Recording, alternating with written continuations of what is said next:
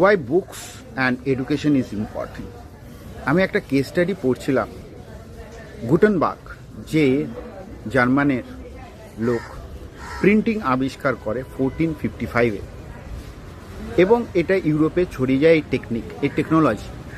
Warsaw 1515-এ Ottoman empire, মানে যেটা এখন টার্কিতে, ওটোমান ডাইনাস্টি যে রুলার ছিল, সুলতান, সে ইগনোর করে, বলছে না না, এইসব প্রিন্টিং এখানে চলবে না, ইট ক্যানট বি ডান।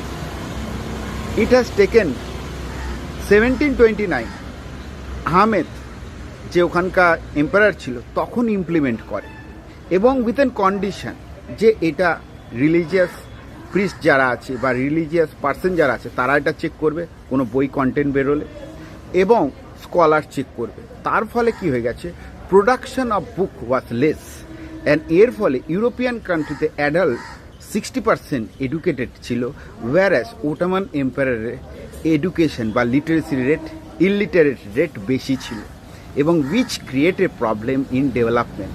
এবং তার ফলে ফার্স্ট ওয়ার্ল্ড ওয়ারে ওটোমান এম্পায়ার পুরো ডেমোলিস্ট হয়ে যায়।